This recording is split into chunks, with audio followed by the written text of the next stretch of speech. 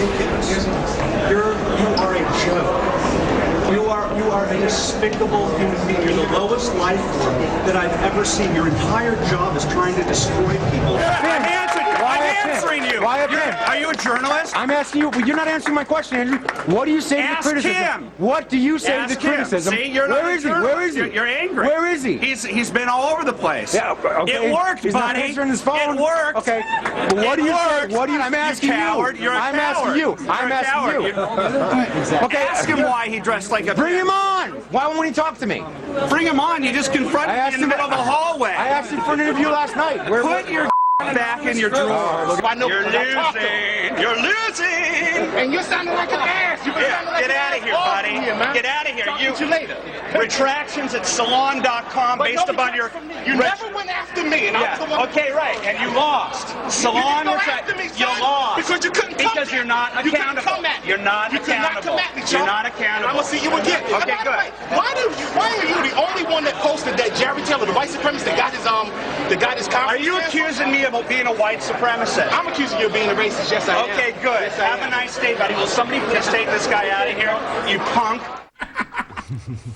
Well, he'd make a great scout leader. That was Andrew Breitbart taking on all comers at this year's Conservative Political Action Conference, or CPAC as I like to call it. I actually penned that name. Here to talk about the fun he had at the conference is big Hollywood, big government, and big journalism publisher Andrew Breitbart.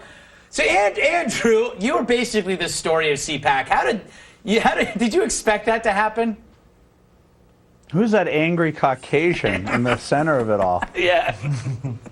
I came there with a beef. I knew that the left's pillars of the in the last year their foundation was crumbling. You've got global warming falling apart. You've got the mainstream media falling apart. And then Acorn was a representation of the Great Society that Democrats helped the poor. And when it was exposed that one of its primary institutions doesn't help, well, it helps the poor create underage prostitution rings, and they investigated Hannah and James and tried to destroy them and me instead of investigating the organization. The left is pissed. They're very angry that Barack Obama's presidency is failing. They're angry at people on the right.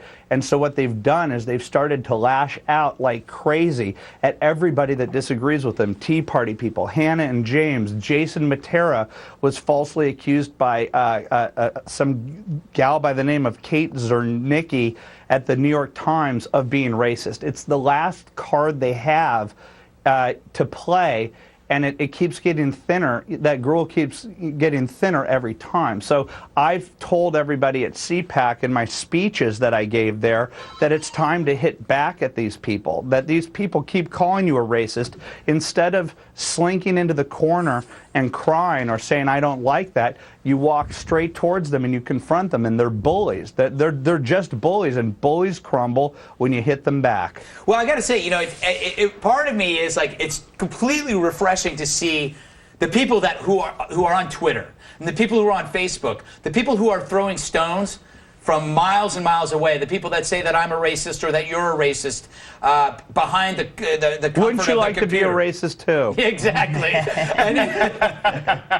But do you know what I mean? And then so once you have the opportunity to actually be in front of this person who I can see Andrew's really thirsty now. That you can actually have the opportunity to say, "Hey, I'm here. You have to now call me a racist." And when you confronted Blumenthal about what he said when he had called this guy racist, and then he backed down because he never had the balls to do this sort of thing person to person. He only did it, on his computer. But having said that, I always worry, Andrew, that you're going to burst a blood vessel.